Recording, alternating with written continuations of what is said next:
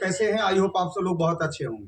तो देखिए अभी जो हमने श्वसन का क्लास लिया, अर्थात जो आपने श्वसन का वीडियो देखा होगा, ये श्वसन के वीडियो की बाद की क्लास दिखाएंगे कि श्वसन क्रियाएं होता है हमारे कुपी के बारे में हम आपको बोले थे,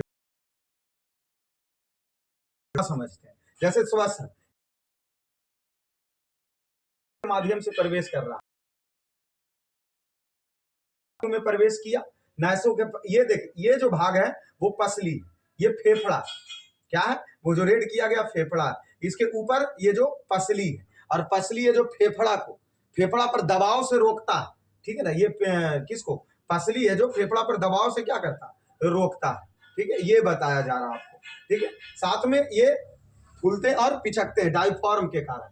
यहाँ देखिए डायफ्राम के कारण क्या होता है, फेफड़ा फूलते हैं पिचकते हैं, क्योंकि उसमें जब वायु जाएगा तो फूलेगा और जब निकलेंगे तो वह पिचक जाएगा, ठीक है। इस तरीके की क्रियाएं विधि यहाँ होती है, ठीक है। अब यहाँ समझते हैं और समझते हैं कि चित्र के माध्यम से देखिए इसको कि कैसे वायु प्रवेश कर रहा है। तो यहाँ देखिए ये नाक रहा, देखिए ये वायु बाहर से खींच रहे हैं, नाक से वायु क्या कर रहे हैं, खींच रहे हैं।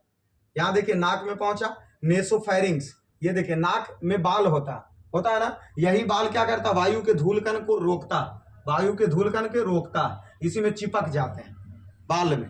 नाक का जो क्या होता है बाल होता है उसमें क्या हो जाते हैं, चिपक जाते हैं। और यहीं पर एपिथेलियम ऊतक है जिसके कारण नाक चिपचिपा होता है, बलगम या जिसको हम सब मलाई तुम जो बोल दो। तो इसमें देखिए जो छोटे छोटे धूलकण क्या हो गए, चिपक गए इसी भाग में, जितने भी गंदगी है वही नाक में क्या हो जाएगा, चिपक जाएगा, ठीक है।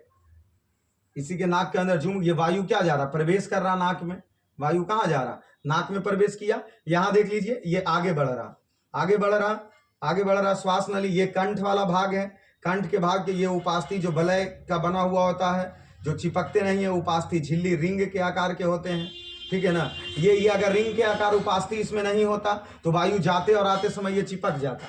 यही चीज देखिए उपास्थि झिल्ली जो आपको दिखा रहे हैं, वलय के आकार के जो बता रहे हैं, ठीक है ना, जिसमें उपास्थि का बना हुआ होता, ये वही झिल्ली है।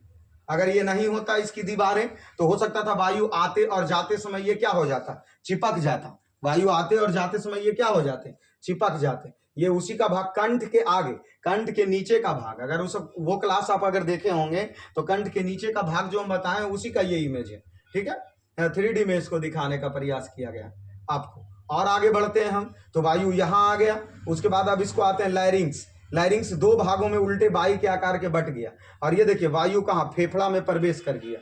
वायु इधर भी आ रहा, इधर भी जा रहा, ठीक है, दोनों तरफ वायु फेफड़ा में प्रवेश किया जा रहा। अब फेफड़ा को जूम किया जा रहा, ठीक है। जब फेफड़ा को जूम करते हैं तो ये कुपिकाएं पाई गई, ये क्या किया गया, कुपिकाएं पाया गया। और इसी कुपिकाएं में ऑक्सीजन मिलेगा रक्त में, और रक्त से CO2 मिलेगा किसमें, ऑक्सीजन में। ये देखिए इसी में कुपिकाएं में मिला था, ठीक है ना।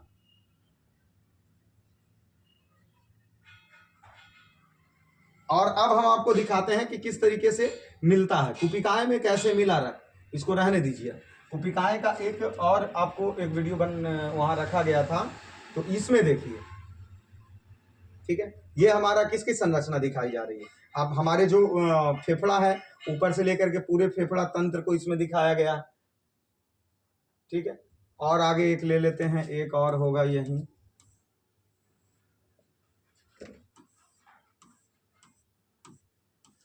कुपिका का इमेज। ये देखिए ये भाग जो दिखाया गया यही क्या, कुपिकाएं हैं, इसी कुपिका में ऑक्सीजन मिलता, रक्त में मिलता, ठीक है।